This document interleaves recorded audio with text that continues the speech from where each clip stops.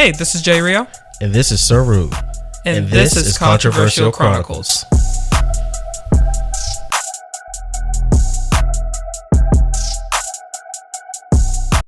What's up, Cron Kids? Hello. Yo. So this week we are doing a collab episode with 2020 Podcast. We have our co-hosts here, Sir and Ebony. Hey, what's good? So that's disrespectful for how you gonna sing her name and not sing his name? I don't know a song with Sir in it. I low-key got offended, but it's okay. Yeah, well, you should be high know a key. song with Sir. You should be high key offended. I mean, but if nobody knows that song, then you're like, how old, bro? Like, everybody knows that song. It's not about not knowing the song. It's just about you getting a fucking serenade to your name, and the rest of us just sitting over here looking like broke niggas. Like, I don't understand. I don't know a song with Sir or a song with Sir Rude in it, so my bad. Well, anyway. Right. My name is iconic. Don't be mad. Oh Lord. Oh, here we go. Niggas always gotta have something. But anyway, so y'all, these you ain't got a job, so I might as well have an iconic name. That's all I'm saying. Black people always outing themselves. Like, how you talking about pride, right? Here we go. That's it. That's like you. I can call tell him birthday boy. I can already tell Ebony was that kid that hey, how your mama doing? She all right. She leaving my daddy though. Wait, what? Ain't nobody even asked you all of that. I can already tell you was that kid. I can already just tell it too much. So so they're joining us today, and Sir, you actually are a part of the 2020 podcast, and Ebony is out here just poetry artist, just doing her little thing out here. So Sir, why don't you take about 5 minutes and let the folks know what exactly 2020 podcast is? 'Cause I know y'all have like a group of people, it seems, that are on this thing. So tell the people a little bit about 2020. Okay, 2020 podcast is a podcast that I created a year and a half ago here in the city of Mobile, Alabama. It just basically highlights the positivity in the city.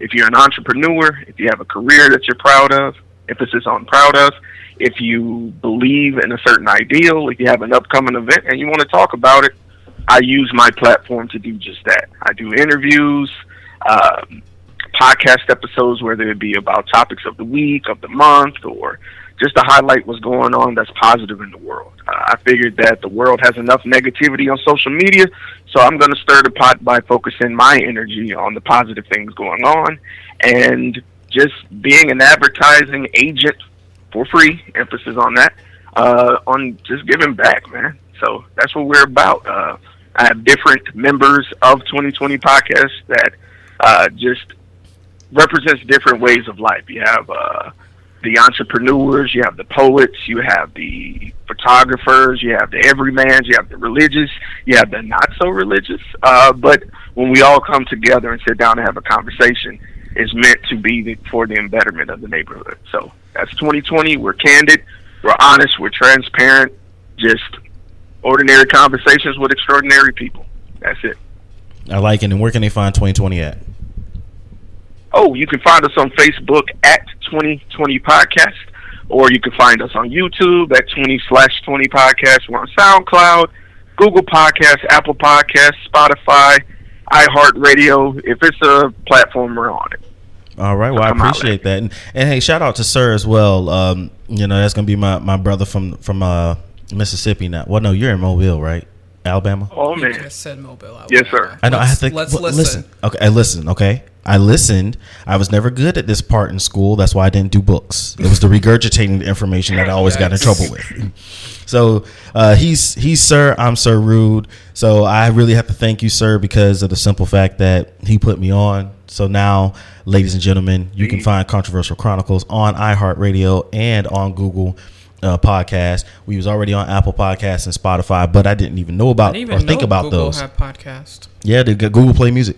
Yep. Oh, yeah, makes sense. Yeah, they straight ripped off Apple Play, but that's our Apple Music. But hey, that's not our problem. We're not doing that. We're not doing that. That's nothing to do with me. I could care less. I got an Android, so I was much more happy when I said, "Oh, okay, cool." So I appreciate that information. And just a heads up, brother. I like it that you want to go out here and make a positive mix in the community. Here, we try to piss people off to get a response. So, thank you for that. Y'all go check out 2020 Podcast. Ebony. Hey! Oh my God, I'm gonna jump through this phone. I swear to God. I swear to God. I swear. Y'all don't understand. Why you jumping? My background information. You want me to tell people? Yeah, but You want me to tell people I'm a post? Like, that's all I got? Y'all don't understand. Y'all don't understand with Ebony. So let me give you a little background on Ebony. I've known Ebony since I got to Florida. We met as freshmen at the FAMU University. So we went to FAM, and Ebony was always this quiet person. But then when you got to know her, Ebony would not shut up. Ebony has so much to say, and I loved it. She's like this bubbling forth poet. But Ebony has this thing where you call her name and she won't respond unless she has something to say. But if I call your name and we're on the phone, people, do you see how difficult this is? So this is what we working with this morning. But so Ebony, you're an aspiring poet. Yes. Tell us a little bit about yourself, a little bit about your dreams, your aspiration. These people don't know you. Why should they get to know you? Because I'm super awesome, first of all, foremost. So I am a single mother. I live in Mississippi. I love all things music, all walks of life with music. And I recently just started poetry in November of 2018, my final semester of school towards my bachelor's degree. And basically dove into the poetry world, and seems like I'm better at that than what I went to school for. Okay. So, yeah, I'm basically just trying to use that as a platform to get money. So what's your poet name, Ebony? I actually don't have one, but if people were to look me up on Facebook, it would be Ebony Babe the Poet. There you go. That's your poetry name for now. You can change it later. Oh, it's a seat filler. Exactly. That's fine. They got to find some way to figure out who you is. So y'all go on Facebook, look up Ebony Babe the Poet. Check out Melissa's poetry and whatnot she got going on. You got any shows or anything you got coming up, Ebony? I've got a couple of shows coming up. I have an all black affair in Biloxi, Mississippi. Wait, slow down now. Hold on, baby. Ebony. Now you from Mississippi. You can't just be blowing through these names now. I don't know what Indian tribe you just said, but I need you to run back through it one more time and let the people know clearly where you're going to be at and what the dates is, please. I am featuring at an all-black affair in Biloxi, Mississippi. Okay, cool. August 31st, 2019, the Saturday of Labor Day. We had an all-white affair in July, and we had a pretty awesome time. Okay. So the DJ actually had me to come back again. So I'm trying to make it even more epic. So if you want to come party, if you're in the Biloxi area, come party with us. I got tickets. I also have another performance at the Radio Fest in Pensacola, Florida. Hey. On September. I will be featuring there. And I think that's my main features. The others are just like open mic appointments. Open mic features. So, again, how can they find you on Facebook in case they want to check out some of your material or anything you got going on? Yes, my name is Ebony Bradley on Facebook. I also have my poet page, Ebony Babe the Poet. We have basically daily discussions on different topics. I ask questions of the day, and we have discussions based on that. I am also on Instagram. My name is Melaninated. Can you say that word? Yeah, but I know what it is. You don't know what the hell you just said. No, it's because of the way I spelled it.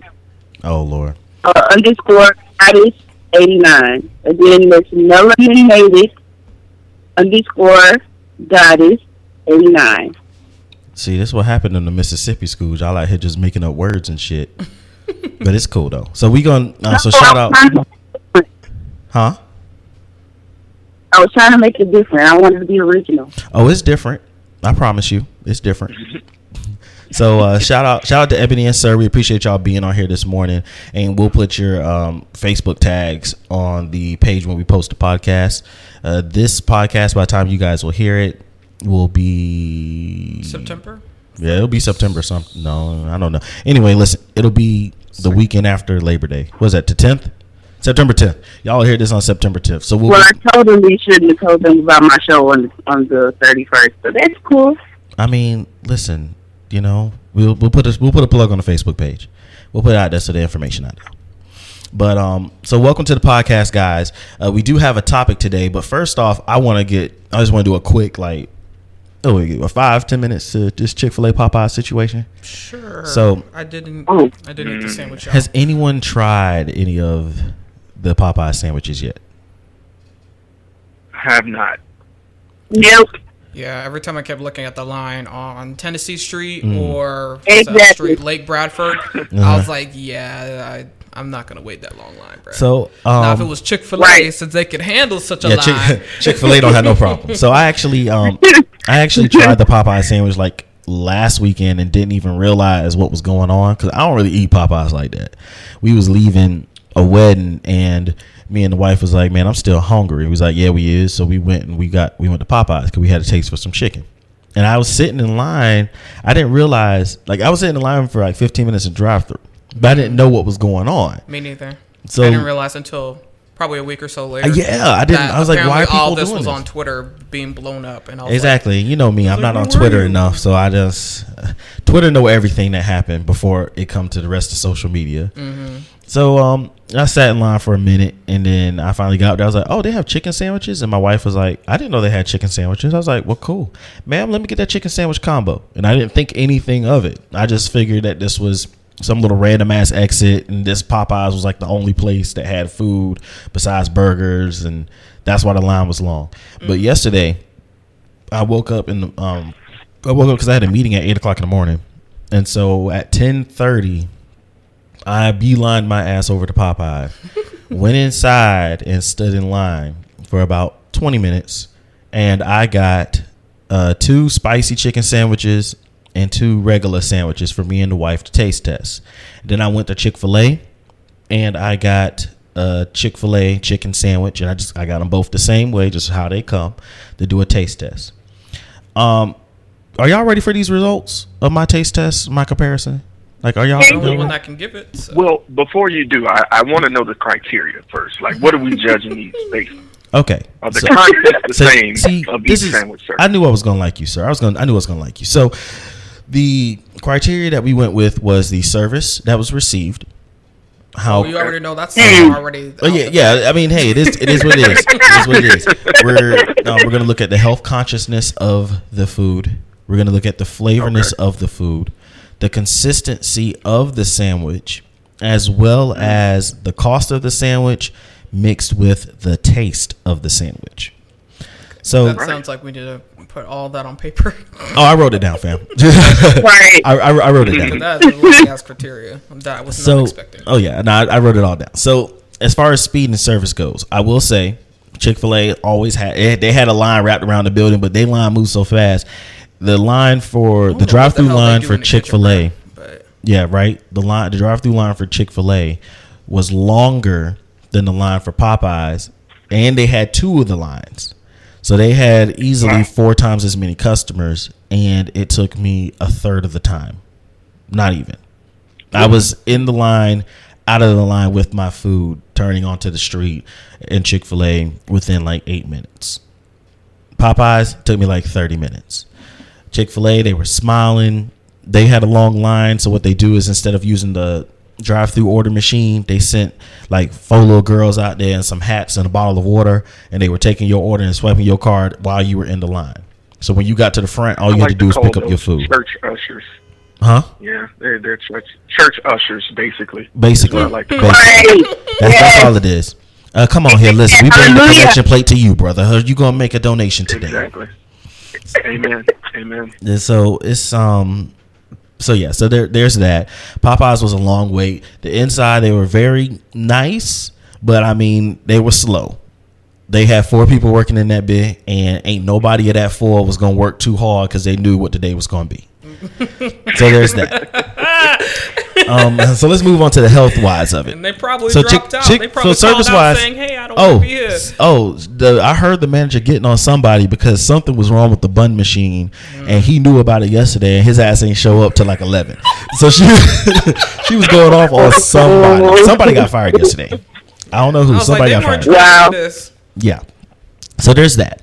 So service wise, I give the check mark to Chick-fil-A.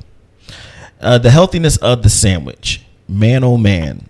Chick-fil-A is beautiful white breast meat. It didn't have any condiments on it. It was just chicken, some bread, and a pickle. Very simple, and you can tell that they're not heavy with the salt. Popeyes, they seasoned it. They heavy with the salt, so your blood pressure will be a little bit higher after eating the Popeye sandwich. I mean, I wouldn't expect any less. Wouldn't expect no less. Mm-hmm. So we're gonna give the healthier part to Chick-fil-A. Now, let's talk about the cost. The cost of a Chick-fil-A sandwich, just a sandwich, is $3.69. The cost of a Popeyes sandwich is $3.99. Lo and behold, this is the first time I think Chick-fil-A has won a cost difference. Thank you. I think that's only because the sandwich is brand new. No, this sandwich $3.99. That's just what it is. Well, I know, like the whole. You think they're gonna drop the price? Probably. I doubt it. The way niggas is acting over this sandwich, they be a damn fool to drop the price. If anything, it might go up. Money now. Yeah. But so Chick-fil-A, it's only 30 cents. So I mean, hey. Well, how much is the combo? Because no one. Well, I wouldn't say no one, but not a lot of people buy Chick-fil-A as just a sandwich. Well, the Chick-fil-A combo was like $7. And how much is it at Popeyes? It's about the same. Like it was very comparable. Like there's only 30-cent difference in the sandwiches. It's only 30% difference in the combos. Homeless man can find an extra 30 cents on the price. I mean, homeless man probably could buy more sandwiches than all of us in this phone right now. But that's not the point. That's not the point. Because them niggas don't be homeless. So let's go to taste. Oh my goodness, taste. So the Chick-fil-A sandwich, the classic. So like I said, it came with bun, breaded chicken, and a pickle. Guys, my mouth is watering. Oh my goodness. Listen, let me tell you, I bit into the sandwich. I said, oh, this is a good sandwich. I forgot what this was like. It was a good sandwich. It had good taste to it. I was like, it's missing something. So I went and I got some Polynesian sauce, because y'all know that Polynesian sauce at Chick-fil-A be busting. Yes. So I dipped the sandwich in the Polynesian sauce. And I was like, okay, cool. That was really good. So the sandwich tasted good, but I did have to note that I needed some sauce. Now let's go to Popeyes. First of all, do y'all niggas know that they toasted the buns? Yes. Chick-fil-A does not toast the buns on their chicken sandwich. Yeah, they do. They do it on the bottom. Look, bruh. It's not super toasted. Okay, so black people's toasted. Like Chick-fil-A put theirs on 1. Popeyes put theirs on 10, and they just take that shit out when they get a little dark. Like that's how you describe it. Like the bun is toasted, the chicken is larger. The piece of chicken is like when Buddy brought out the chicken, the I guess chicken patties. I don't know what the hell you would call it, but the chicken patties for the sandwiches. I thought they were chicken thighs. They were huge. The chicken is really large to the bun, so they toast the bun. It makes it easier to hold. It is juicier and it is crunchy like Popeye's chicken is crunchy. And I already talked to y'all about the seasoning. The seasoning was so much better. They do make the Cajun, the regular sandwich just has mayo on it, and the spicy sandwich just has spicy mayo on it. It's both the same chicken. The chicken itself is not spicy. It's the sauce on the chicken that makes it spicy. Okay. I was very happy with it. And my wife, she was very happy with the Popeyes over the Chick-fil-A. And I even tried to see what would happen if I put a little Polynesian sauce on the Popeyes. And let me tell you, you're not the only person. But it tastes better without the Polynesian sauce. Blasphemy. I kid you not. Objection. I kid you not. Fam. I dipped it once in the pot. I said, no, this isn't working. Like Polynesian sauce makes everything better. Oh my god, bruh, the Polynesian sauce made the sandwich worse. Yeah. So all in all, my overall judgment is that Popeyes beats Chick-fil-A in tasting. The sandwich tasted better. I enjoy the toasted buns. It was not a dry sandwich, and the chicken was still crunchy. Chick-fil-A has the better overall experience. All in all, is the Popeyes sandwich worth it? It is worth it to try. It is not worth it to sit in line for 40 minutes to 2 hours. Right. If you do that, you're a fucking idiot. That's my only take on that. That's probably the only reason why I didn't get the sandwich. Is like every time I look at a line, I was like, now if you're gonna do it, that? go inside, because they literally. She told the lady, she told the buddy at the register, don't take any more drive-through, and we worked through like 10 people on the inside. So I mean, I was in and out pretty, fair. Mm-hmm. I parked my car, and I came out, and like 2 cars had only moved maybe 3 spots that time I left. So that's my take on it. Popeye's chicken sandwich is better than Chick-fil-A's chicken sandwich, but if you going to wait in 2 hours in line, then you just a dumb nigga. I don't understand what you got going on in your life. Food, so if I see y'all waiting in line, I come to Alabama and Mississippi and I see y'all waiting in line for 2 hours on this sandwich, I'm gonna talk about you. I just want y'all to know that, and it's all still love. Please do. Yeah, it's all still love. So you gotta worry about me, bro. We only got one Popeyes. Damn, dog. That's why I can't be living out in the country like y'all, bro. One Popeye. It'd be different. Popeyes and no Chick-fil-A. I gotta go to Mobile or Gulfport to get Chick-fil-A. So let me ask you this: how many Walmarts y'all got? One. Oh, sure. Is it a Walmart or is it like one of the Walmart neighborhood markets? Now, I used to tell you that our Walmart was like the mall. Okay. If you want to see everybody, you go in Walmart. Well, y'all probably don't have shit else to do. Like y'all. I do. I mean, I just feel like y'all out in Mississippi. Ain't much going on out there but evading the KKK every other day. Other than that, I just don't see y'all having much to do out there. Y'all some brave souls. I'm cool. I could not live out there on purpose. Oh, you say you can live out there on purpose? I could not live out there on purpose. Those are life right now, so I'm cool. Even if I was getting paid like twice as much as what I'm doing now, and they tell me I gotta live there, I'm like, I'll just stay here. You're not willing to risk it all, fam? Not really. So, well, speaking of that, Ebony, we know you're in between jobs right now. You made that very clear in the earlier beginning. But, sir, what do you do for work? I actually work for, I can't legally say on recording who I work for. Okay, cool. But it is for a prominent technology company. Okay, cool. So you in the IT and stuff, that kind of deal? That field? What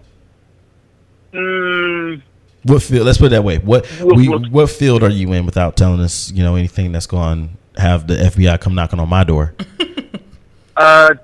Technical. I deal with cases involving fraudulent enterprises. Okay.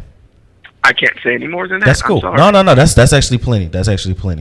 So okay, cool. That sounds interesting. Yeah, that I mean, I'm an auditor, so that sounds like the kind of stuff I would definitely be into. I met a girl the other day. She's studying to go into forensics, and I was like, that's pretty dope. What, forensic accounting? No, like forensics. Or just forensics, period. Like she want to go with the crime and blood test and all that. Nah, people be out here going to crime scenes. There's blood and guts everywhere, and hepatitis B is just sitting on the counter. Like, no, I don't. That still doesn't mean it's not interesting when it comes to it's interesting on TV. Out why the person is doing it, and then actually coming up with all the clues and figuring. I just don't want to go to the crime scene. I can see pictures. She and said be she didn't fine. want to be the medical examiner or the coroner. I forgot what it was, but yeah, you playing with dead bodies. I'm good. I'm good. Love and joy. I'll say this: watching Law and Order has made me want to walk on a crime scene, show my badge, and go and stoop near a dead body and figure out everything like in 10 minutes. No lie. With your shades on at 7:00 at night. Right. You gotta make sure. Just make Shooter sure. was approximately 30 meters away. Like that type of thing. You smell that? He was black. We're looking for a black male, oh my god, height 4'1" to 7'2", weighing approximately 100 to 712 pounds. It's like that's literally every person in the. Yeah, I know, but we know he was over black. the age of. You smell that? Right. That's Gucci. I know that cologne. That's Right. Gucci cologne. He was black. Or, Right. you know, He it's was just using Polynesian sauce. See what I did there?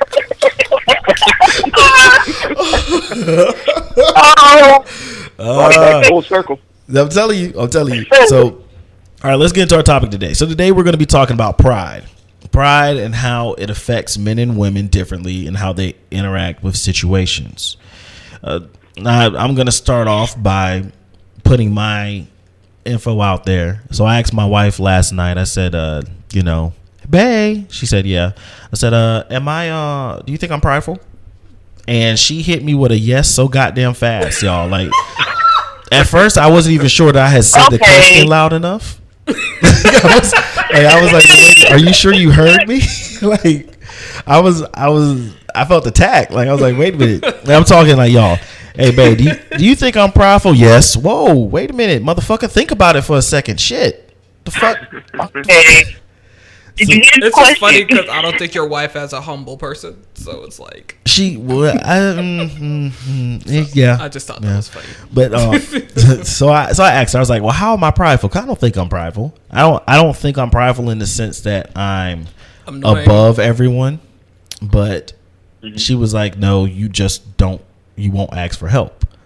It's like if you going through something or you're dealing with something, you are prideful in that you have to deal with it yourself and do it yourself." Agreed. And I was like, first of all, this amen corner over here, all y'all niggas can go to hell. All right. we just agreeing that we know who our friend is. That is sitting in my face. Yes, in our studio, quote Yes. unquote. Quotation marks, air quotation marks, in our studio. But so yeah, and that's really the premise of what we're talking about today. Pride has so many different definitions and ways that it manifests itself, but how does it hurt us or help us in different situations, being a man and being a woman? So that's kind of my ode. Let's start with you, Ebony. Do you think Sir is prideful? That was not the question. It's better to ask the opposite person This instead is of true. asking them, are they prideful? Because, of course, if you ask me if I'm prideful, I'm going to be like, no. But you probably be like, yeah, because of these following reasons, because you're watching me, if that makes any sense. That actually did make sense. I'm very proud of how eloquently you put that, JR. It's on the axis. Okay. All right. That's what she on her fruit juice this morning. So that's what it is. So you ain't got to specifically talk about me, Ebony, but damn shit. I said Sir, as in birthday boy. Oh, you know what? You're right. Gosh, I have to get this right. I'm Sir Rude and he's Sir. You know what? Yeah, I'll just call him birthday boy, guys. Oh His yeah. birthday was Yeah. Shout out to my dog, Sir. He just had a birthday yesterday. He just turned 30 years old. Y'all got did that right there. His like last week, though. I just want to point that out.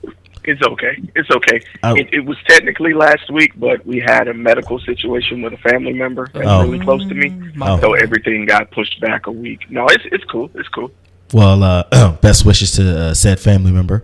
However, back to what we were saying though, it's my dog birthday. It's my dog birthday. That's that Florida music. Y'all may or may not know. I don't know, but anyway. So yeah. So actually, that's a pretty good, interesting way to put that, JR. So Ebony, do you think Sir is prideful or shows pride in any way, and it could be good or bad? Personally, I don't think so. The reason being is because he makes an effort to make sure he has people around him that he can go to when he needs help. But at the same token, he tries to do things that he can on his own. So it's like he has people around him that if he needs this person to do that, he has them, available. But he doesn't necessarily use that help all the time. I guess it's kind of like he doesn't take advantage of the help, when you put it like that, like some people. So it's like a good mixture to you. I would say he's not prideful, but he does try to take as much as he can before he uses his outside resources. He wants to be independent first, and then Yes. and then figure it Yes, out. very And much if he so. can't figure it out, then he'll gladly ask. But when I say that, I have to be prideful. Exactly. Y'all are Yes. assholes. Y'all are horrible people. But you really do be like, nah, I just figured it out on my own. And I was like, but there's so many resources. No, I'm still not gonna go though. I'm like, What you you mean? really could just the go. only thing that I've done that with is therapy, and we'll talk about that in a second. okay. That's the only thing. Everything else, nah. I do my best to try to figure it out myself, and then I go get help if I absolutely need it. I haven't seen that when it comes to Just because I ain't come to you, I'm not saying you ain't had to come to me because I can't help you, but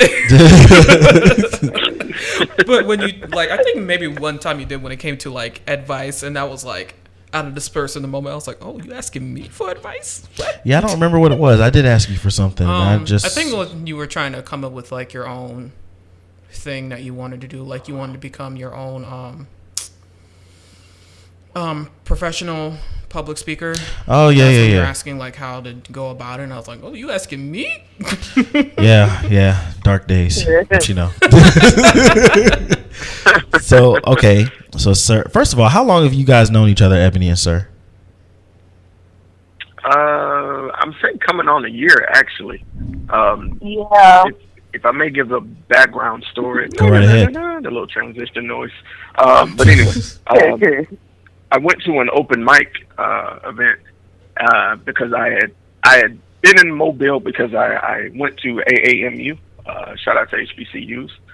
But I went to AAMU and then after a few years, let everybody know where AAMU is. Just for some of them don't know. I know who it is, but do you know? Right. I attended the Alabama A&M University in Huntsville, Alabama. After attending there, I decided to move back after about 13 years of living in Huntsville.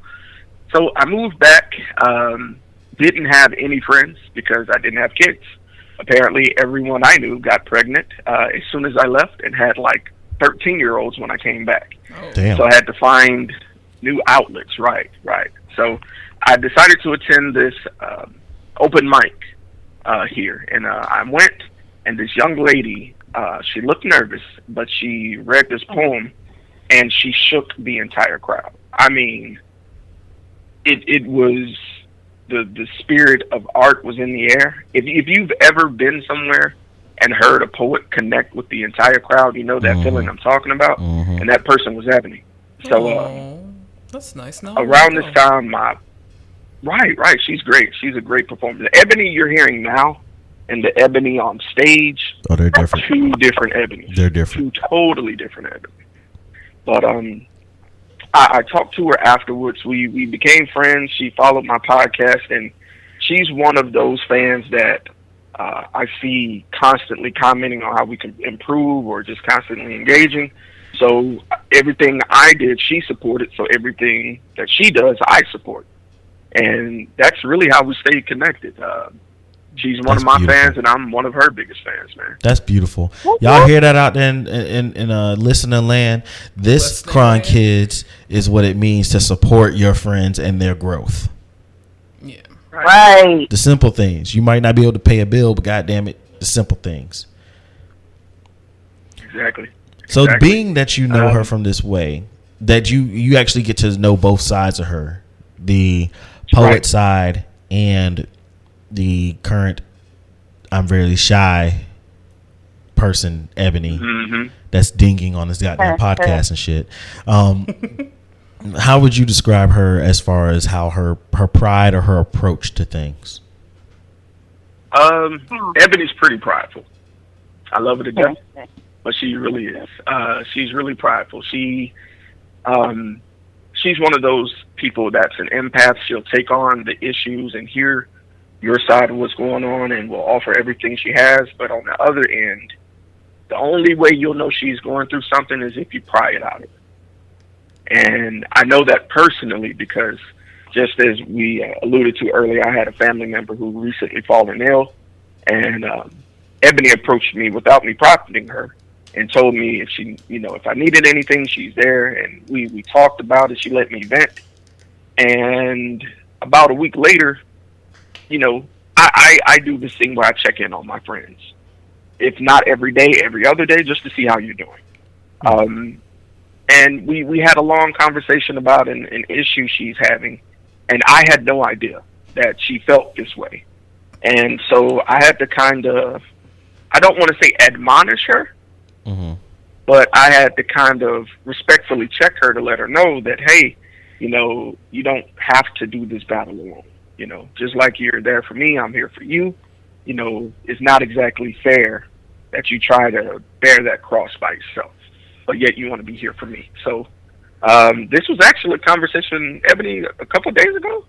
Not to put our business out there. No, it's out there. But, Yeah, because I talked to Keem about it the same day, so he knows what you're talking about. Oh, okay. Shit, even better. Okay. So yeah, we had that conversation, and I get. I mean, And if I may make this allusion here, the only just like you said that I surround myself with people that are willing to help. The only reason I'm like that is because I know what it's like to try and do it by yourself. It's incredibly stressful, and you will lash out in ways to people that you love that you can't imagine. So that's the reason I know to surround myself with positive people who are willing to help, and know that I can, you know, reach out if necessary. Cause Amen. doing it by yourself ain't it, straight up. Preach it, Deacon. Preach it. Oh my God. Can we call them down to the altar? But no, I totally agree with him, Ebony. You are one of the most prideful people that I know. So Hey girl, I just met you, so I can't say nothing. Yeah, there's a reason though, and I'm going to say this later, but there's a reason. And what is it? And I just recently, after you asked the question on the thing, that's when I realized, like, I actually kind of went back and realized why I'm like that. But I'll tap into that later. Well, so let's and I hold up, Jay, are you not getting off the hook? I had to think about it. She been over here quiet as fuck. Nah, nigga. Right. So I think JR, you are not prideful enough. You did say that before. I would like you to be more prideful, and I think and I've actually talked about it on here before, that I've seen your confidence in yourself change over the time that we've met each other. And I do think that things like this podcast, things like making it through school has helped. But I want to see you become more prideful and realize your potential and your worth and make other people respect it, especially being that you are an artist. I was about to say an actual artist, but that would probably piss off and trigger off so many people. Yeah, just say visual artist, bro. I'm just gonna say artist. Well, I was gonna say, okay, so this is why I say actual artist. I do understand that people that create music and do podcasts, that you're artists. I get that. Right. People like Ebony creates poetry. That's something that can be taken up and brought in by other people. And I get that you can get that through podcasts. But some people get really offended when you don't consider them an artist because they do a podcast. I do not consider myself a fucking artist because I do a podcast. Right. I consider JR an artist because JR actually sits down and she draws things. She paints things. She provides something for the consumption. Visual artist because I make visuals. Man, the visual part is too much for me. I'm a simple nigga. Like, but to actually say what type of artist I am, all you got to say is visual artist. I'm just gonna say artist. I was gonna say actual artist, but don't say actual. That would piss just off. Say visual. So anyway, JR is an artist. She's a good artist, and it's one of those things where I saw her stuff. I'm like, well, why aren't you doing something with this? Oh, well, you know, blah, blah, blah. It's always one of those kind of deals. It's something never aligns right for the stars to go. But it's like you have a talent, go out there and just use it and have faith in that talent. So I would actually like to see you become more prideful. Now, let's think about what we got here. We have me, who's considered prideful. We have Ebony, who's basically me, but in female form. We have Sir, who was prideful, but now he's much more, give me all the help that you can get. And then JR, who's very independent. Like, you typically do stuff by yourself, but I want you to have, I don't need you to have the pride as in you don't need to ask people for help, but have the pride in that you understand your own worth, right, and demand that people recognize your worth. Yeah. Now, what's interesting? Go ahead. And I told you about that because when I think of prideful, it come off as very arrogant, and I personally can't stand arrogant people. So I guess we talked about that before between, like, there's a line between being just arrogant and being confident in what you know and what you got and blah, blah, blah. Amen. So, like he was saying, I noticed as well that my confidence has become much more. But I do agree that I should be more prideful in what I have and what I got, especially with my artwork. I'm that person that's like, yeah, it sounds like a good idea, but I'm very like, let me sit on it and like calculate every which way that's going to be good or be not good about it, and then I'm finally going to do it. And it comes off as very procrastinator-ish, if that's not a word, but you know. Yeah, you know what, you and Ebony must have went to that same school out there. It's all they're just making up words. I think it's an artist thing. It's a creative thing. People who are creative, exactly. Are just like, we see all these good things that are happening. Especially like me personally, when people are like, yeah, your artwork is amazing. Meanwhile, I'm like, that line is not straight. This curve is not right. This shading is not as dark as I want it. Hey, yeah. that's when you take what you think is mediocre to professionals and you become a god to the amateurs. Right. That's how you do it. And that's the thing, is just trying to find a professional that's willing to help you, like what Sir Birthday Boy got. So, yeah. All right. Well, so let me ask you this, and this is just kind of a yes or no question. Typically, do you think men tend to be more prideful in how they handle situations and women tend to be less prideful? Yes or no? Go around the board, starting with the ladies. To me, it depends, but I agree that I believe men are more prideful compared to women. Okay. But I think it also, it just depends. Okay. Keyword, hyphenated, italicized, bold, under. This nigga here. What did you say, Ebony? I'm neutral, like, because I see it from a single mother standpoint. A lot of single mothers tend to be very powerful, so we have a lot of single mothers. Okay. In my mind, men are powerful, women are powerful, but I think it's more balanced than we think. You said it's more balanced than what? Than we think? Okay, okay. Then we assume. All right, sir. Well, not to sound like a jerk, but I think guys are more prideful. I think it has to do with societal roles that we've grown up with. That mentality of, okay, you're the man, well, you have to provide under any circumstances, you know. Agreed. So. Yeah, I'm siding with sir. I think men are definitely more prideful. I don't think it's nearly as balanced as what Ebony is saying, only because of, just like sir said, societal roles. I have been taught from birth to be prideful without even knowing it. Women that are single mothers, I do agree, Ebony, you become prideful, but that's the thing, you became prideful. You had to be in a situation that induced you being prideful. Now, Ebony's a weird situation because since I've known Ebony, me and Ebony been pretty close, and literally we've always said Ebony think like a nigga. Like, she do not think like the average woman at all. Oh, absolutely. So it makes sense to me that she would be prideful because she has the mentality of a man. And that being said, my bad. Don't apologize. Oh, first of all, if any man has a problem, or any woman has a problem with a woman that is prideful or has the mentality of a man or whatever, they can fuck off. It's just that simple. If you can't handle it, then fine, you can't handle it and move on. Oh, she too strong for women. No. If she's too strong for you, then move on and you find somebody that's not strong. It's not too strong for you. Like, it's not that serious. Don't apologize for who you are. And again, there's a difference. See, even right there, just in that one situation, someone says that you're prideful and you have the mentality of man. Your first thought is, oh, well, I apologize. My first thought is, fuck them. See that, and that's the pride coming through. Me being taught that, hey, I am who I am and this is okay. They accept it or we move on, versus you as a woman, especially as a black woman, having to say, well, I have to apologize and keep it to myself how I feel, or change my outwardly actions and appearance. And I think that's just a problem. Like that's an issue. So how do we fix that kind of gap? Gap in pride when it comes to men and women.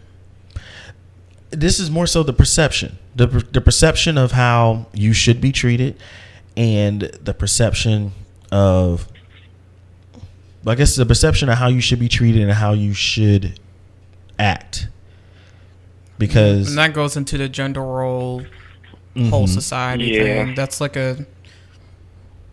I mean, that's a 5-day conversation by itself. Correct. Like, it's a total 5-day conversation. There's no way we could talk about it within 2 hours. but because everything like is involved with that. Okay, well, I mean, still, not everything. Just a lot of things, factors, variables. Even with the things and factors, what are some of those things? What are some of those factors that affect how we handle situations? Because that's the whole point of the conversation. Yeah, we're talking about pride, but we want to really get on how do men and women react to certain situations? How do we change the, I guess, the status quo for what you're supposed to do as a woman and what I'm supposed to do as a man? Gotcha. And again, it's like, well, so in my opinion, for me, I'm adaptive. So for my personal perception, sorry. I adapted to things that happen. So, like, if I'm gonna give you an example. Mm-hmm. If my aunt told me younger that I did this wrong or I was supposed to be doing this and I'm not doing that, then I adapted to it. So it's like I adapted to negative criticism. And when you say adapted how? How'd you adapt?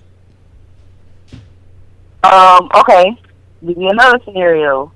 Before I had kids, I didn't get criticized as much. But as soon as I had my first child, then people were like, oh, you're supposed to do this, you're supposed to do that. So I became adaptive in the way that I started doing things, trying to prove to everybody else that I didn't need them. Because I felt like them saying, oh, you're supposed to do this, you're supposed to do that, was like people telling me I needed help. So I guess what I'm trying to get clarity on. I understood it. So I guess what I'm trying to get clarity on, Ebony, is when you say you adapted, like, did you adapt and change to do what they were saying, or did you adapt and change to show them that you can still do it your way without their help? I adapted to show them that I tried to prove to everybody that I don't need you, which actually I realize now hurt me in the long run. So how is that adaptive? Because I shut everybody off. I guess adaptive wouldn't be the word, but I understand what she means. I mean, you were. So what word would you use then? Well, I guess the reason I'm saying is like adaptive indicates that you changed in some way, but it sounds to me like you just became more obstinate. I did, but I did it indirectly. I changed indirectly. How I would have changed. I didn't change in the way that they felt like I should have. I did the opposite as a way of trying to prove them. When you tell someone that they can't, you give me a reason to do it. So in other words, you made changes to make sure what you were doing was going to work, not changes as to following what plan they had set out for you. Gotcha. And I think I can understand that is with pride, but at the same time, it's like you're challenging me and you're telling me that I can't do it. Mm-hmm. So it's like I wouldn't say that's considered pride. It's more of, well, I can do this thing, and I really don't need your assistance. But that is pride. Well, okay, yeah, I guess so. But it's like, I don't know, because pride, again, I guess with me, pride, it's more of like the arrogance of it, and not like I'm very proud of this situation. It's more of, hey, you tell me I can't do it, I can and I will, and I'll do it in half the time, actually. Yeah. So, yeah, I can understand with her situation that if you're telling me that I need help, blah, blah, blah, then no, I can actually do this alone. A lot of people have done it before, and I can do it too, type of thing. I guess the same thing with my sisters as well. Like, I can't tell you how many men, especially white old men, that come up to me talking about you need a husband. I was like, for what? Yes.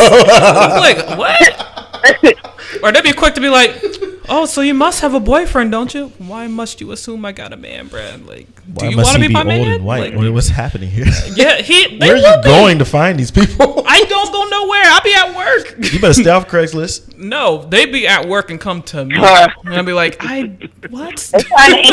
Why is it like the whole persona of I need to have a man to be complete, or have a kid to be complete? Oh, that's a whole different conversation. Boy, it's like a tough one, what right the there. fuck? That's easy. That's just that what you goes back into that. Right. That goes back to that societal roles conversation. That's we were church. having that.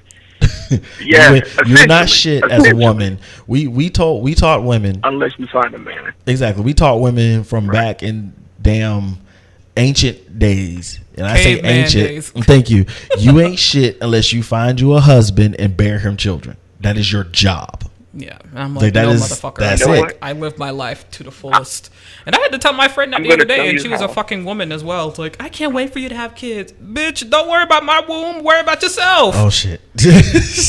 Oh, man. And that's a common problem. We talk about it on the podcast all the time, especially with black families. We always quick to say, so when are you going to have kids? When are you going to get married? Like it's a requirement. Correct. I mean, I think the next back level of life. Like, I don't have to meet that next level if I don't want to. I think it derives from the previous mindset of like the 60s for the sake of survival, you know, because they were lynching us and we were just trying to make it. So we were trying to kick out more families to make sure our last name would continue. And now, you know, we're not exactly in that phase, but that old mindset of women being baby factories is still kind of lingering, and that's where that comes from. So that's just me. Agreed. I don't think you need to have a ring on your finger to have a complete life, to be real with you. Thank you. And I think that's also what happens when we pressure people into getting into relationships, into getting married, into having children, and not necessarily in that order. And so once someone does something out of order, then we start to chastise them on how they should be doing it. For example, without knowing the details, Ebony, of all your shit going on, half the time when as a single mom, you're out here doing your best and you're trying to make things happen, the motherfuckers that come up to you and telling you that you should be doing something different are on their third husband with their fourth different child. Like, bitch, you ain't know what the fuck you was doing. Like, how you gonna tell me, nigga, you ain't know what you was doing? And it's usually those people too. I was like, your life is Thank shit. You. So you got no time. When are you gonna have kids? Listen, lady, you 23 with 3 kids working at Popeyes. You don't tell me when I get to have children. Correct. Like, you are literally the worst example to tell me anything about how I live my life. If it's not about seasoning chicken, I don't want to hear it. Straight up. Like, I don't want to hear it. That reminds me of that that verse Cardi B said, people who pop the most shit are the people who shit not together. Exactly. That means that's what it is. My favorite line of that fucking song. It is what it is. The main ones. I'm like, how about you worry about yourself? Because you got plenty of problems to solve. That's ancient proverb now. It's an ancient proverb. Ancient proverb forever. Look, bro, look at this country as America. Yeah, I'm gonna get political. I did it. We literally go over somewhere and say, hey, listen, these people should be free and they should have democracy. So we're going to go over there and we're going to fuck up everything they have been doing for the last couple hundred years.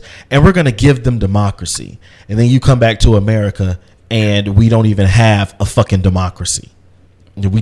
Our government structure isn't even a democracy. We don't do anything democratically at all. And, I hate this country. All right. Anyway, let's try to. We veered off. But so, Sarah was trying to say something, and I think Ebony was trying to say something. Ebony, what you was trying to say something, girl? Oh, I was just agreeing that we went all the way left. Oh, well. Okay, so let's take an example like That's this. why I'm like, this whole conversation when it comes to pride, there's a lot of variables variables going into it. And I also wanted to say as well, it's like, it's not just men, but I believe it's also black women are the main ones that are trying to be control of the women's womb, or why they're not having a house yet or a family yet, and blah blah blah. But that's a whole different conversation. So this is clearly. I don't think it's just black women though. I know Asians that do that, and white. You know what I'm saying? I don't know that many Asians. Especially. Oh yeah, the Asians are bad. Oh. But I believe you. I just personally. They're pretty bad on it. What were you saying, Ebony? Though, what about the Asians? You said something about chicken fried rice. I was just saying that I know a lot of. No chicken fried rice. I was just saying that I know that their families can be hard on them, especially when it's trying to keep them in the culture in the family instead of them marrying outside of their race. They're trying to make sure that they stay with someone in the same culture and have kids by a certain time, married by a certain time. That's all I was going to say. Well, yeah, I mean... Can I interject on that? Go ahead. As much as we knock them for doing it, I think black people are even worse. Because I'm going to tell you, I live in Alabama, which is, of course, Klan ready at all times. Yeah, we hear about flags everywhere. We see y'all on the news. Yeah, of course. Of course. But black families do it often, like more than you can believe. I can't tell you, and I hate to put my family on blast like this, but my mom has told me flat out, don't you bring a white woman in this house. So as much as we talking about keeping families pure, we do the same thing.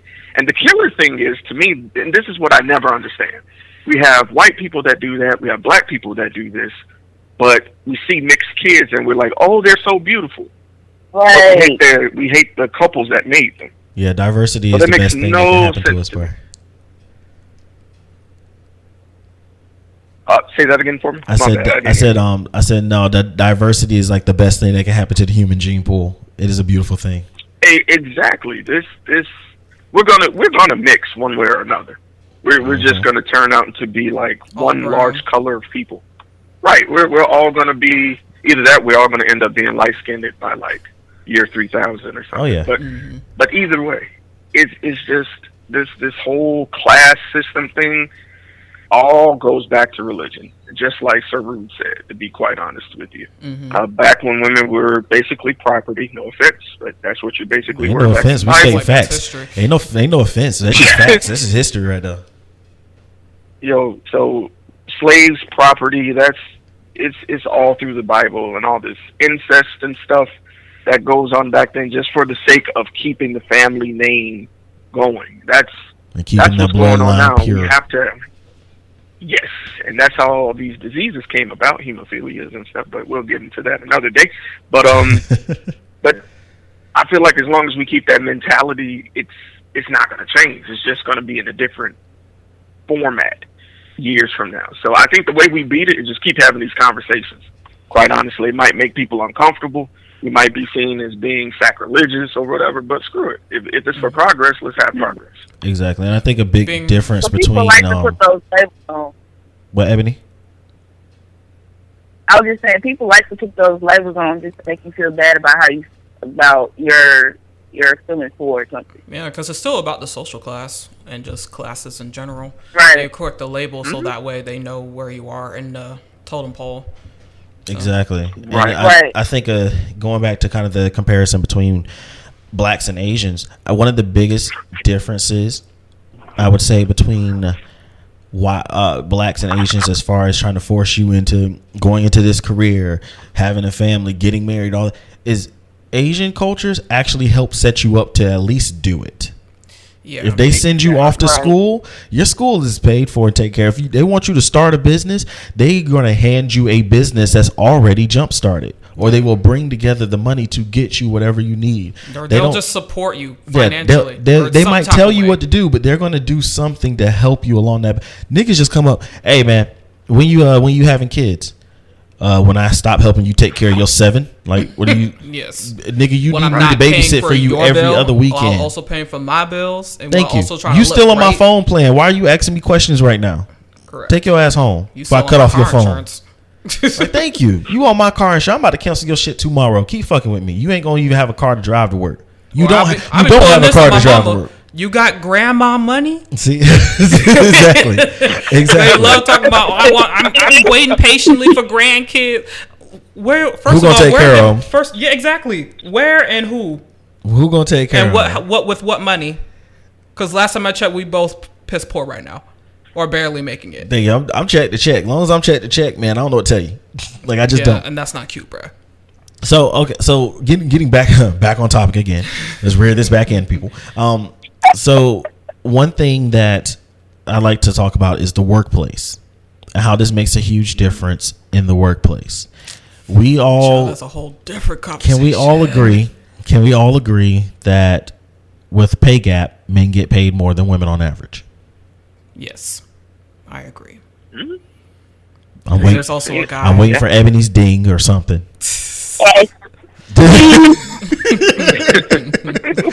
So I think a big part of that, and we've talked about it before on this podcast, and I've talked about it different places, is that men will ask for a raise, or they'll ask for more, whatever the case might be. Men are more prideful about it, and they have more they feel more for their own self-worth, and like, hey, I should be getting this, why not go ask for it? You know, it's almost like entitlement, but it's not really. They just like, hey, shoot, fuck it, why not ask? Women are a little bit more passive about it.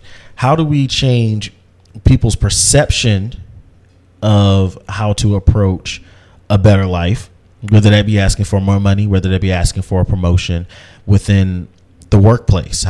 Let's just start somewhere simple like that. If there's so many different avenues of this that we can tackle, but what about in the workplace? Because a lot of our people that are listening to this, they are working jobs where they're probably underpaid for what they do. Mm-hmm. So how do they go for changing that? Please, not all at once. Yeah, it's like I'm gonna let anyone chime in. It's a deep question. Give us a second. Oh, right. I'm sitting in the back of church on this one. I'm gonna just watch. I was gonna let either Ebony or go ahead. Ready? They're gathering thoughts. Okay. So, I honestly don't know personally, so that's why I'm listening. Gotcha. And we had this conversation before, and I guess, again, it's a whole like training mechanism or whatever, or not being prideful enough when it comes to asking the raise or whatever. Because for me personally, I would think of it as backing out of it, saying, oh, I'm not doing as much as this person right here, so why should I ask for a raise? For me personally, since I do the accounting, I see that the money's not all there yet, so I'm going to wait on it and see when the revenue picks up. Then okay, I think I'll ask then. Also, the same thing with me with the accounting wise as well. We're gonna wait until all the leakages are cut off and we can actually see more money coming through. Leakages, as I mean, we're paying for something that we don't really need. I was going to say, you're going to have to expand on that one, fam. Okay. I was like, well, let me see. When it comes to leakages in the businesses will pay for stuff that are obviously not working for them anymore, or it's not really worth the money, so they're going to cut that off as, plugging the leakage. So wasted operations, basically. Correct. Wasted money going into operations. Wasted money going down, so we're going to cut out that leakage, and more money is being gained back to us. So once we cut off those leakages from what I'm seeing with the business, then I'll probably ask as well. But mainly when it comes to you're asking how are we going to change the perception on asking for a raise or dealing with the pay gap situation? Well, more so, I guess, yes. Change people's approach to it. Because let's just take the example you just told us. Mm-hmm. You are looking at the money, so you know exactly where the money is. Right. You won't ask for a promotion or a raise because you're being thoughtful of the business. Correct. While I'm sitting here like, if you already know where the problems are, as a man, I already know I would straight ask you for the money and then bring to you, these are the areas where we have failing operations that if we cancel, it would save us $30,000 a year, and all I'm asking for is $5,000 of that since I found a problem. Something like that. You see what I'm saying? So it's and that is a way to come about it, especially since I am looking at the money a lot. But I guess coming from the people who don't see that, obviously just ask, but at the same time, it's the whole like mindset of it of just asking for it instead of just assuming the answer is no. Yeah. And that's something I just had. I had to learn personally growing up, especially when I asked my mom for stuff. I even told her one day, I was like, I didn't want to ask because I just knew it was going to be no. And she was like, you can't assume my answer since you're not me. And I was like, true. damn. This is true. Yeah, and especially when you know you're doing pretty well at the job, and you can, I guess you can use that as leverage on, hey, I've done this and this and this for the company. Can I please have a raise? And then negotiate about it. And again, that's just another thing women weren't taught about with negotiating raises, and that should also be just something to be taught to us somehow, some way. So I'm gonna interrupt you real quick on that. Women might not have been taught how to negotiate a raise, but men nowadays are not taught either. But that's because they don't really. Right. I feel like with that they don't really have to negotiate as much. You're just like, hey man, You still got to negotiate. Here's the thing: either way, you have to negotiate. Long as the white man the one offering you money, you got to negotiate how you gonna get that money. correct. But Now- I feel like with men, they don't have to do as much. They just come in. You might not "Hey, have to do, Can I get this pay raise? and it's not automatic. Yes. Yeah, it's not. But it just, again, y'all already have that whole. I'm proud All right. enough So to go get I guess it. what I'm saying is, I'm not saying it's harder. I am not saying it's easier for men than women to ask for raises. But what I'm saying is, it's not a skill that is taught to either side in the black Not community. Yes, White folks, maybe. Okay, who here has bought a car? I had to buy one. I was just about to use this analogy. I'm glad you're doing it. Because I'm about to say, so, sir, you bought a car, or you at least attempted to buy a sir. car. Ebony, baby, you bought a car, baby. I thought two. Thank you. Ooh. Well, nigga, chime in then, motherfucker. Like, don't get the hot seats with me.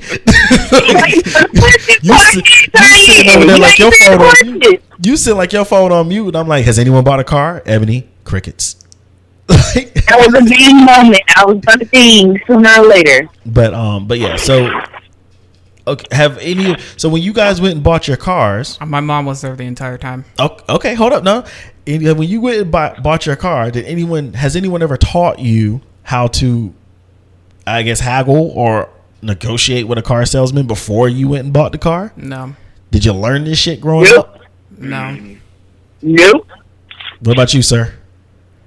I had to learn from Yeah, I learned to haggle outside of buying a car. My first experience was really, and this is going to sound crazy, but everybody used to have the candy lady, right? Mm-hmm. That's where I learned to haggle. I didn't always have the money to get everything I wanted, Mm-hmm. so I had to kind of turn on the charm, or had to, You get in finessing good, candy learn to get out the here. gab. Exactly, but that's really the same thing. But That's like did your you- foot in the door. But it sounds to me like you developed that skill. You were not taught that skill. Oh well, yes, in that case, right. And so that's what, getting back to what I was saying with JR, I think that's the thing. What'd you say, Ebony? Disappointed at Watch Home Alone. Yeah, I mean, it's like, bro, we don't, within the black community, we do not teach negotiation.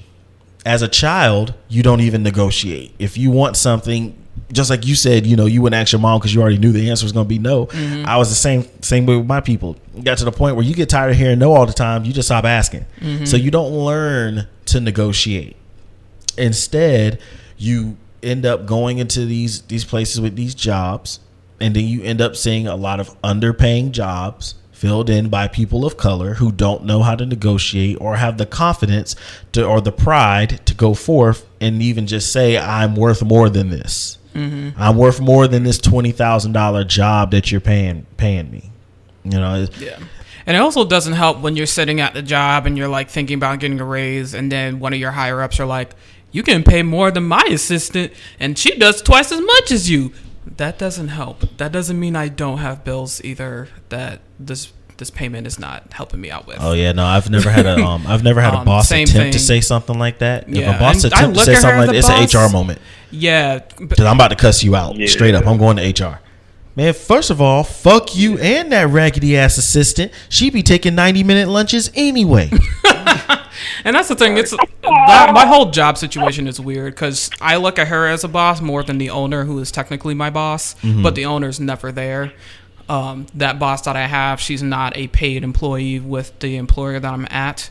So yeah, that's why I'm like, she's not that really. doesn't sound like a boss. Well, she's the only reason I know halfway anything when it comes to doing this accounting shit. So, but still, we have to have another talk about that one off air, because that sounds like y'all got some issues going on. I'm gonna have to bring in the little flip a business people for y'all or something. Have y'all niggas on TLC trying to get a new business or something? That don't sound right. How your supervisor motherfucker not on payroll? How's she in the building? Wait a minute. Why is she there? She's paid as, what do you call those people? She's a consultant? Yes. Oh, okay. Yeah. Interesting. I was like, they can't afford her. That's why she ain't there. So basically with the job, I think the best way to combat women feeling not underappreciated, but to combat women not being prideful enough, you just have to ask and be confident in what you're doing. There's this little Asian girl at my job, and of course she would be Asian, who she knows that she should be doing better than what she's doing now. Mm-hmm. She's too smart. She's wasting her time, and she knows she can make a lot more money. So I told her, put on your resume everything that you do. And she was like, oh, well, all I do is read and correct. I was like, that's not all you do. Like, take time. And this is for everyone. If you really want to show that you deserve a promotion or a raise, stop what you're doing and get a pen and piece of paper. Write down every single little thing that you do that day. And don't cut corners. Write down every single thing that you do that day. And you will look at that shit and be like, damn, I do 3 pages worth of shit every day. Things that you chop up for granted. She says I review reports. Well, actually, she has to go and find the reports. Then she has to go through and read this, double check this, make sure that this information, she's verifying this, she's reconciling this. She's doing a lot of shit, but she chops it up as read the reports. So we have to watch ourselves, especially with the job, that we are, hey, take pride in what you're doing. Be proud of the job that you do and bring it to people's attention so that they will pay you for it. Or you go find a job that will pay you for all that you do. Mm-hmm. Because like I applied for some contract management job. Man, I've never written a contract, signed a contract. This was like a contract job with FSU. It was, oh my gosh, it was a nice, very, very, very nice paying job. And I already knew when I looked at the shit, I was like, there's no way I qualify for this shit. I applied anyway. I got an interview. I didn't get the job, but I came in second, only to a person that just had a little bit more experience than me. Why? Because I finessed everything that I currently do into whatever it is that they were looking for. Because instead of just saying, oh, I'm an auditor, I said, no, I look at this, I reconcile this, I deal with this, I look up this, I contact people with this, I do trainings on this. It's all about how we present ourselves. So I think that's one way that we can definitely show more pride in our workplace and make it more beneficial for us. But let's talk about life, though. Yeah, I was like, for me though, let's talk about life. I understand the presenting everything and making sure that I write everything that I've done and show it out, but there's still those obnoxious employers or the people that interview you. The moment they see you, they're like, oh. I mean, well, at least for me personally, I literally had an interview one time. I didn't even get into the fucking room. The interviewer literally smiled and her face changed the moment she saw me. Oh, some things you just can't get. That sounds like some shit in Mississippi. You sure? Yeah. No, I was definitely in Calern area. And that was not just one, but I also went to another interview for a job that's way less, but it's for a part-time position. And she was just like, oh, you don't seem bubbly enough. I don't think this is going to be good for you. I'm like, what? Oh. Because I'm listening to you and trying to understand what this is? Like, yeah. So I was like, yeah. I feel like those are, I don't mean to interrupt you, but no, you're good. I feel like those are X factors. Like, those are the things you can't account for, so don't dwell on those too much. I think what Sir Rude is saying is focus on what you do and do it well. Mm-hmm. And I think that's where the positive part of pride comes in, is you got to believe the hype about yourself first. Mm-hmm. You got to know that you're the shit and know that what you can do, nobody else can. So when you get ass hats like that, you're like, oh, fuck them. Well, moving on to the next. Boom. Mm-hmm. Boom. And that's like the sort of confidence / pride balance that you have to have when it has to do with what your work is. even in life, honestly, this is something you develop over time. It's like when you're younger, you're worried about what everyone else thinks of you. You know, that's why social media and stuff like that was so toxic. But as you grow and learn that you have responsibilities, you have bills and aspirations that you want to do, all that shit don't matter. So what her thoughts on the smile, fuck that. I'm just going to look somewhere else then.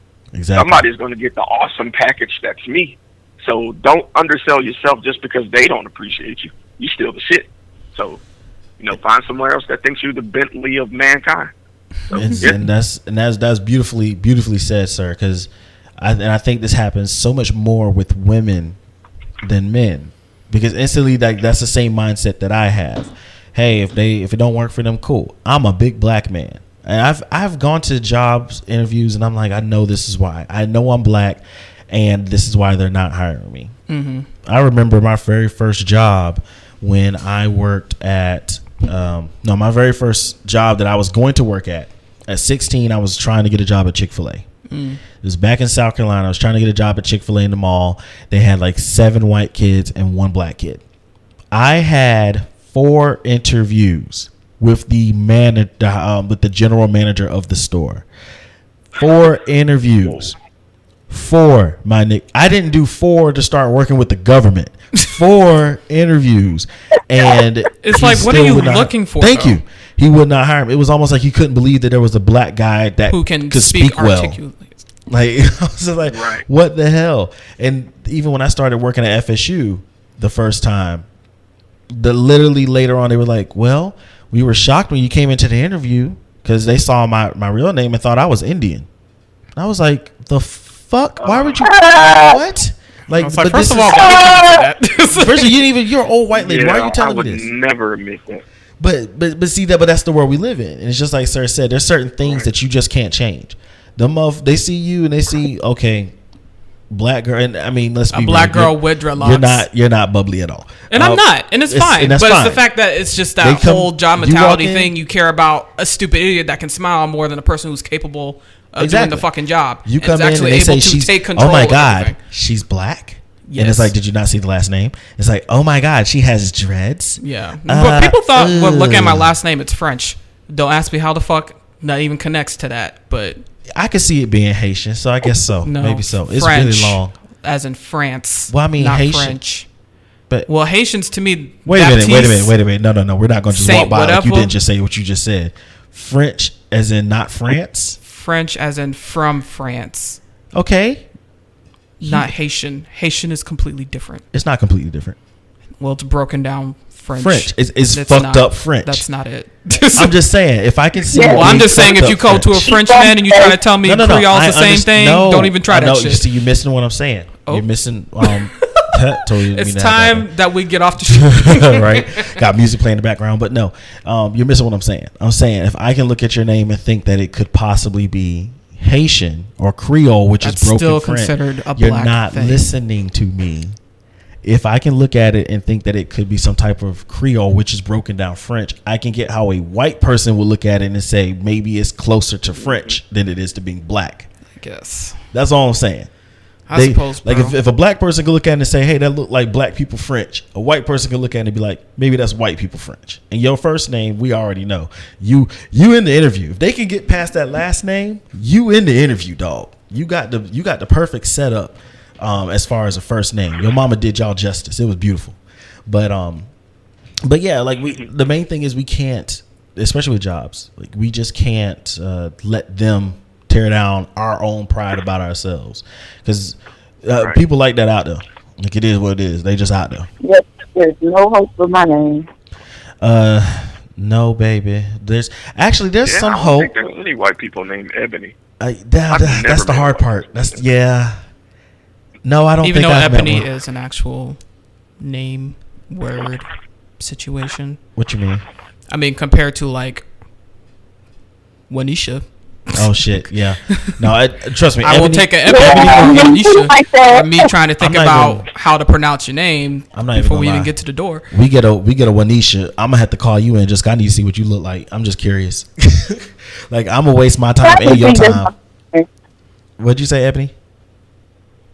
They probably assume that's my middle name. Probably. Ebony, what's this right here? No, don't worry about it. But that's what be confusing me when people see your application. You got my middle name on there, so I would automatically assume I was black. I don't really know what the issue is, but I usually get Muslim. Everyone thinks I'm Muslim, but I never met a Muslim named Akeem. It's an Islamic name. There's actually a lot of them. It's quite shocking. Yeah, I feel like they thought really hard on that one. I mean, that they probably just saw your resume. I was like, okay, then he must be not a successful black guy. I don't know what they think. Fuck it. I put it. Then that's the thing. Again, it comes back to that pride mentality. I'm just like, fuck it. If you take it, you take it. If you don't, you don't. And I move on. I'm not gonna let you. I know my worth. I'm not gonna let you tear it down. You know. So in life, when dealing with situations, we talked earlier about the different types of or our perceptions of each other in pride. Everyone said that I was very prideful, and I was kind of hurt about that because I don't think I'm prideful. I think I was taught to do your best and try, and if you fail, try again, and if you fail, then go get help. That's just, that's just how I was raised, how I was taught. That's what I know. I don't understand how that makes me prideful. So for someone like me, who y'all say is prideful, or someone like Ebony, who y'all say is prideful, what is it that we can do to seem less prideful, or at least try to get the help when it's offered? Because I was about to say being prideful is not a terrible thing. It's not a bad thing, but it's balanced. It just depends. Yeah. And I guess the balance too. My thing is with, I guess, you speaking, since I know you more than Ebony. So I just believe. But you still better be listening, Ebony. That don't mean your ass off the hook.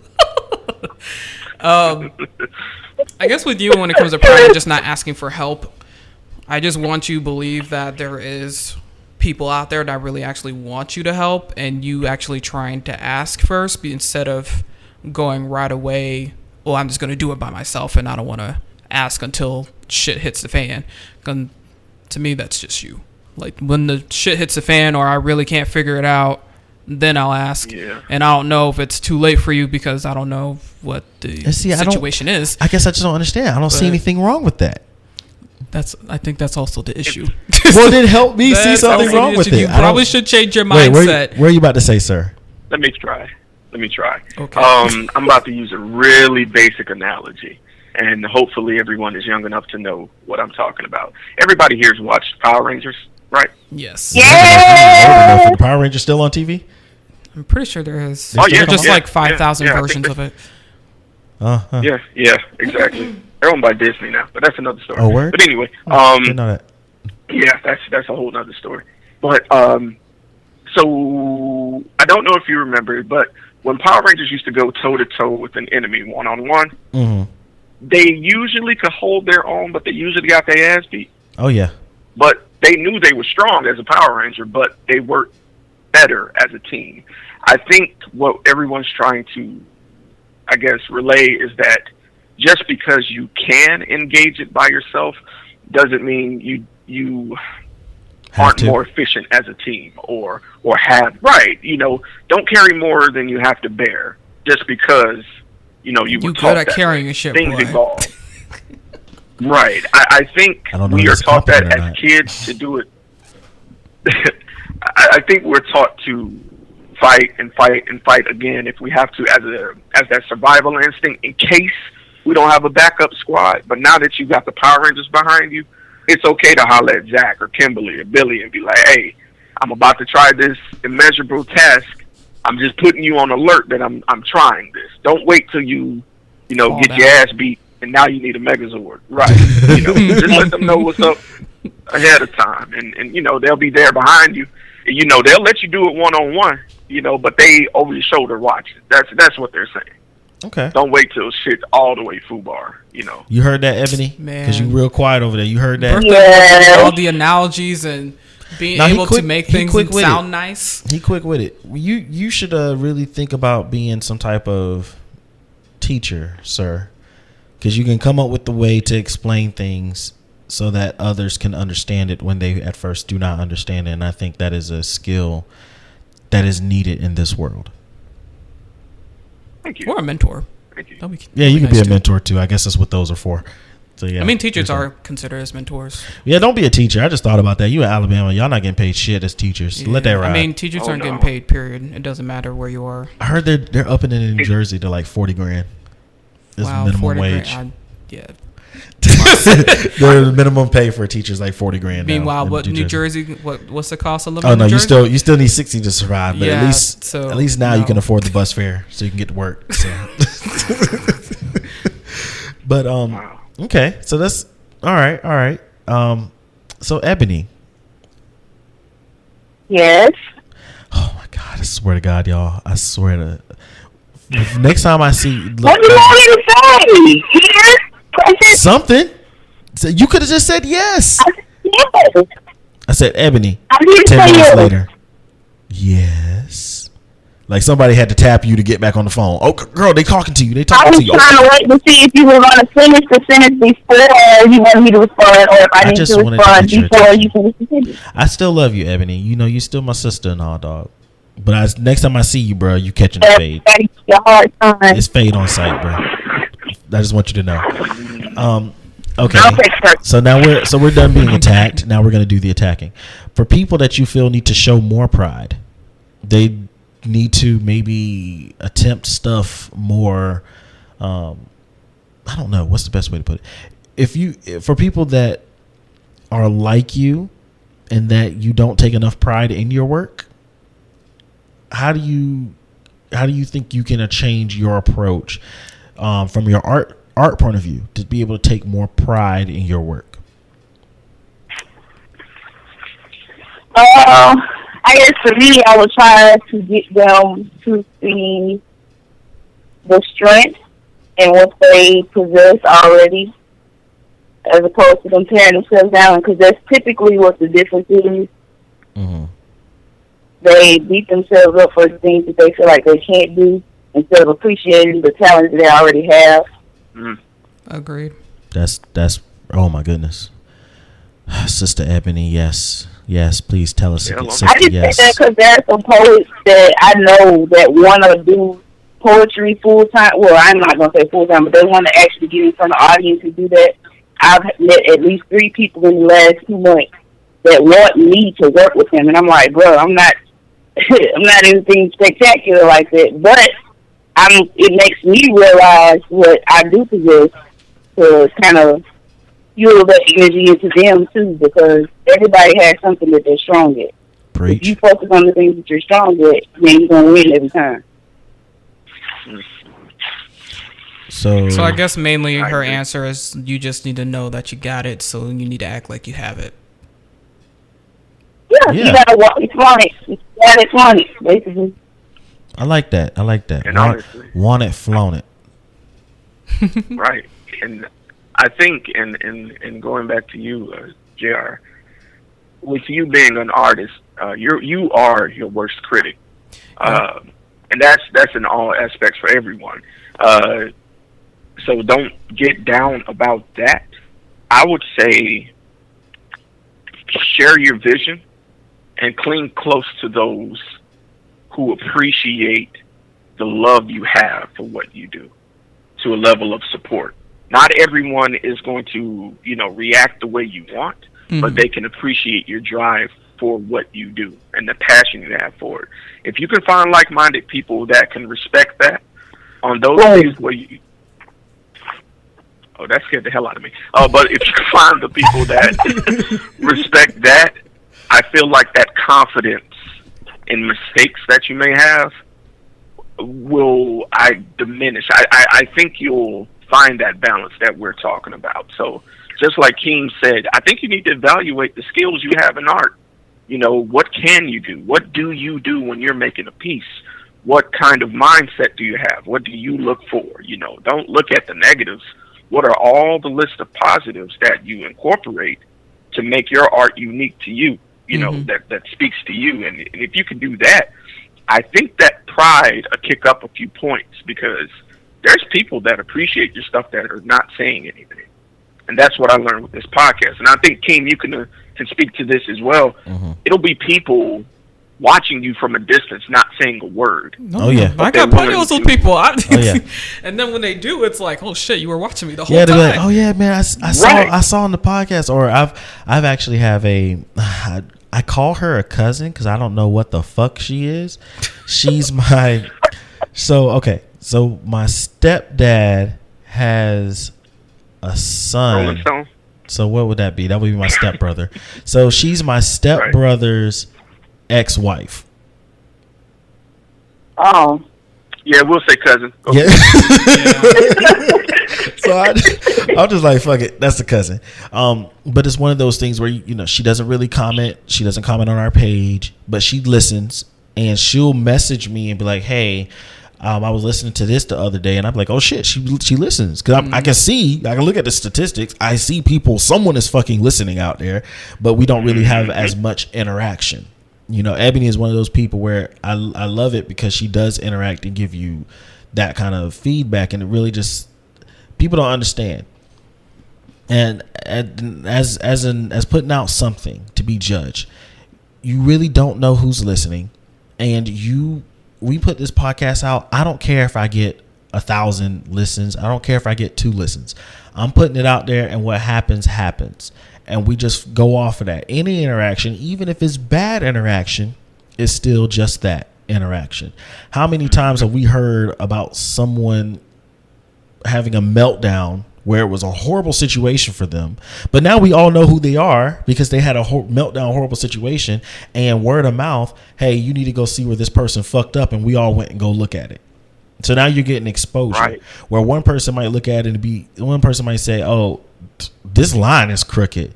JR got a twin out there. Oh, hell nah. She's supposed to do this line at a 30-degree angle. It's at a 40-degree angle. That dumbass. Girl, look at this bullshit. And then her friend look at it like, oh, I actually think it's pretty cool. Now you just earned a fan. Right. Even though you have a critic, you've also earned a fan. And I think a lot of people don't understand how to take those negative situations, and we turn them into positives. So I agree with that, sir. That's good observation. So let's start to wrap things up here. Overall, pride can be a bad thing. It can be a good thing. But everyone, just take 10 seconds and sum up how we can make pride work for us in our lives. And we'll start with Ebony. Ebony, please. Are you going in alphabetical order or something? Because my name doesn't come first. Oh my God. No, I'm not going to alphabetical order. Okay, you know what? Ebony, you're going to go second. Okay. I'll go first. Based on what you guys are saying, on the pride. When I do find sorry. Based on what you guys are saying, when I do find a full-time gig, I know that once I start working and feel that my work and my pay are not on the same level, then I will start writing down everything that I do and keeping tabs on the responsibilities I have on that job, and will use that as my key mechanism to get more or get a raise, if they raise. Okay. So I will definitely do that, because I have tried to do that on jobs prior, but the type of jobs I had before, you couldn't negotiate. Right. So don't y'all love it when jobs are like, hey, we're hiring at the salary range 30 to 50,000, but we will be hiring this job at the minimum. Then why the fuck would you put the range on there? Like, right. Yes. The fuck? Yes. They'll negotiate. There's no negotiation. Thank you. Hey, listen, we're going to post this job. We're going to let you know that we're willing to negotiate, but we're not really willing to negotiate. Just know that. Oh, cool. So, thank you, Ebony. I'll go next, and then we'll follow up with JR, and then Sir, we'll let you close out. One thing I definitely taken away from this conversation today is that though what I look at as being independent can be sometimes perceived as being prideful, and I think there is a very fine line, and without being arrogant, it is okay to be prideful, but it's okay to also let people be on alert. You don't have to ask for their help, but just let people know what's going on so that if you do need their help, they can be on standby. JR. I think from what I got from this conversation today is that being prideful is not a bad thing. In fact, it can come along with independence and having that pride inside your work or your visual arts or whatever you're doing. It can show more value into what you're doing. And not just towards yourself, but towards other people as well. So having that pride in yourself can make things more than what it seems.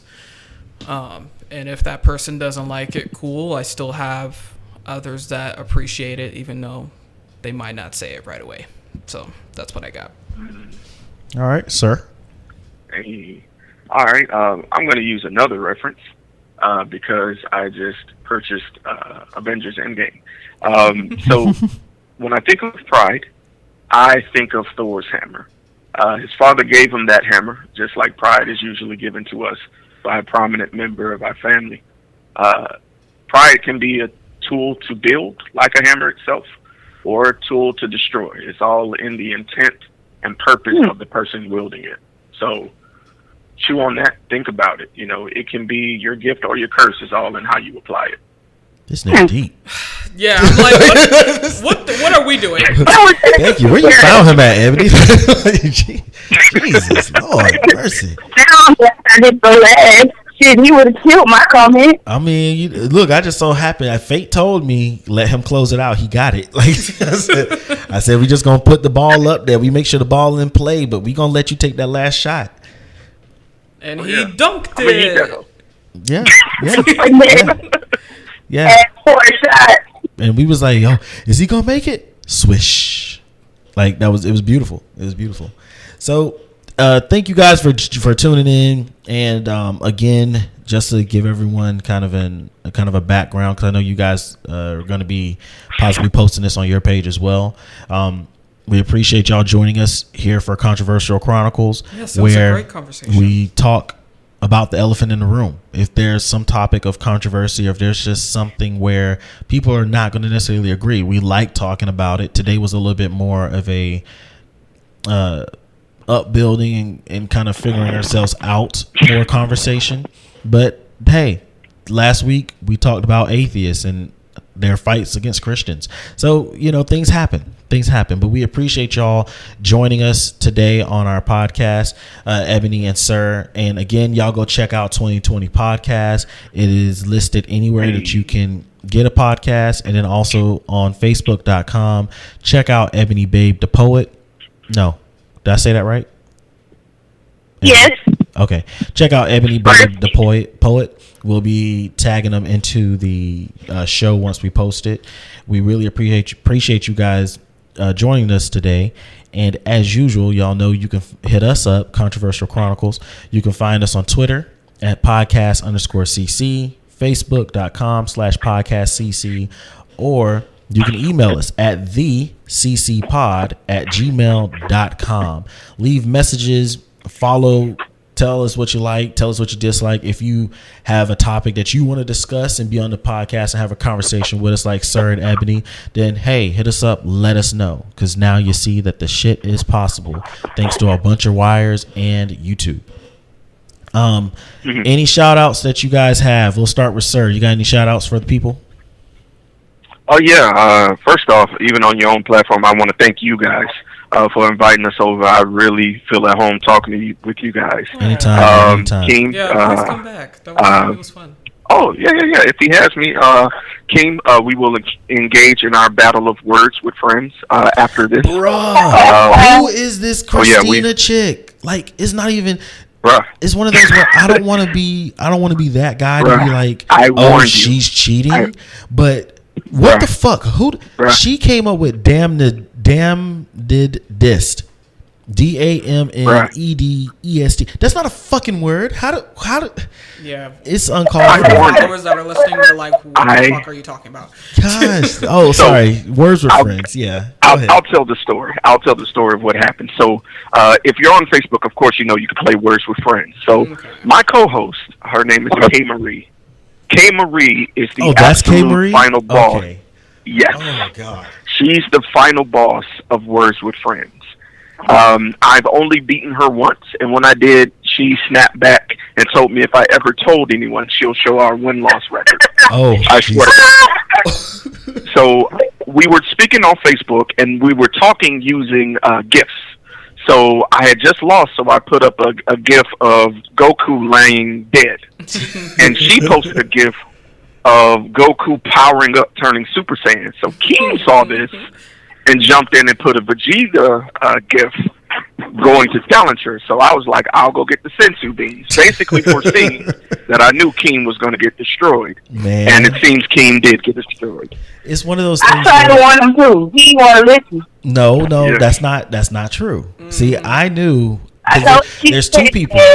There's two people that kick my behind religiously in Words with Friends, and that's this guy I met named Dunwoody, who's extremely talented and just smart guy, and then my mom. My mom consistently kicks my ass. Yeah, Dunwoody, that's my dog. But yeah, my mom consistently kicks my ass. But I'm used to playing on the regular board, which is a little bit bigger. You have more letters. I'm a big space guy. I will put down 2 or 3 7-letter words on you in a game, but I don't have the space to really orchestrate. And her and Dunwoody have similar styles where they just find every little nook and cranny. But I am here for the record to announce I have beaten her. I didn't post nothing because I know my place in life. Right. And I'm like, you don't want that smoke, bro. No. I'm like, I think I am 1-4 against her, and I'm currently winning the game that we're playing right now. So I'm not saying shit until I get that thing back to 500. And then I'll post about it. Until they get to 500, I ain't posting nothing. Your favor first. So what'd you say? So you gotta have the odds in your favor first. Oh, bro, listen, I gotta. Right. I'm okay saying she's better than me, but I can't go out there with no 1-4, bro. Like that's not. I beat you one time. Sit down, son. Just because the Cleveland Browns got 1 win, don't make it a good season. Sit down. Right. But okay. I'll gladly say I'm the Cleveland Browns in our Words with Friends relationship with K. Marie. But to every other host on the 2020 podcast, your boy Black, RC, Ray Dove, the Life Changer, of course, K. Marie, and newestly, I guess if you're listening here, we've actually added a new member, Ebony, who's recently joined 2020. This is See, So- Ebony, this is the shit that we asked you in the beginning to tell people about yourself. This is the time. That's when you tell people. It about was a yourself. secret. I'm behind the scenes. You don't put my name in subtitles. Oh, Yeah. well, it is what it is. This ain't coming out this is coming out like we Like said, a like ghostwriter. September the 3rd or 10th or whatever. So you'll be fine. So You'll be fine. there we go. Well, you're still part of I'm the just team. a ghostwriter though. It don't matter. Secretaries are still part of the business, bro. It don't matter. Man, They mean just G-glue. as much as the janitor do, fam. Janitor might not get paid as much as the CEO, but guess what? The CEO don't come to work. That's fine. The janitor don't come to work. Everyone has a bad day. Well, I'm not looking for the glory. I'm just trying to make sure that 2020 podcast is a fucking success. Again. Because 2020 podcast helps you write a lot of poems. So See, they gotta you make ain't- it, bro. You ain't learned shit from this conversation. Have pride in what you do. Take the compliment and sit your ass down. But you told me I was the most prideful, so I took that as me being too prideful. So I'm trying to tone it down. Well, anyway, good job. And listen, we appreciate having y'all. Ebony, you got some shout outs that you want to do? Yes, I do. Like, first of all, I would like to piggyback on his comments about Controversial Chronicles, J. Rio and Sarah 2020 podcast, and all of the co-hosts. Since he made them all, I don't have to do that. And also, I'd like to give a shout out to Black on Black Rhyme. Hey, I am in the process of being initiated next month Hey, into that poetry trip in Mobile. hey. So I should be in Tallahassee Ooh. in 2 weeks at the gala. So I hope to run into. Oh yeah, if you Yes, if I you hope know, to you run let us into know. you We'll pick guys. it up. Yes. And that's it. Okay, well, Jay Rio, got any shout outs? I know you got at least do the sisters. Well, yes, especially my older sister Lo. She actually got into one of the agencies, and she got a contract right on the spot Hey. as a plus size model. Hey. So shout out to Lo for sure. This is one of Go ahead, like I was Thickums. I telling see you, last girl. podcast. This is what she really wanted to do.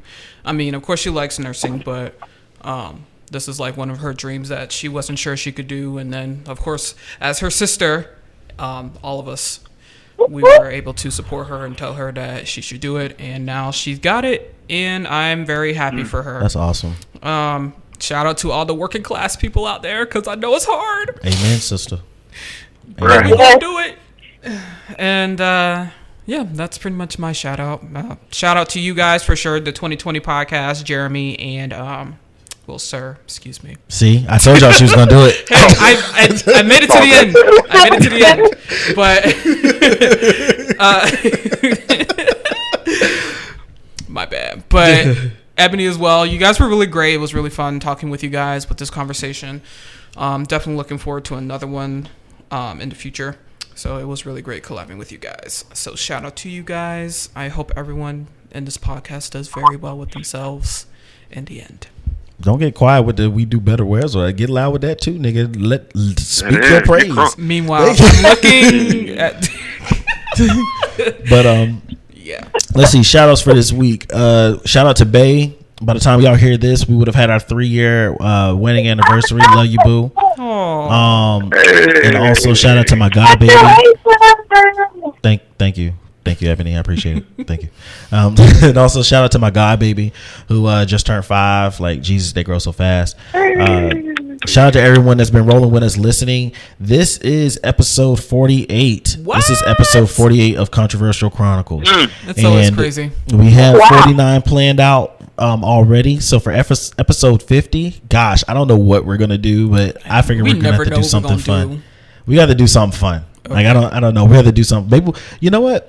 Maybe we'll take down a list of questions or something and have people we get to answer questions. I don't know. Fuck it. We'll find something. We'll figure something out. Sounds like but yeah. So thank y'all again for rolling with us. Again, you can hit us up on Facebook.com/podcast CC in order to find links to all of our stuff. You're now streaming on damn near everywhere that you can get podcasts. So go check that out.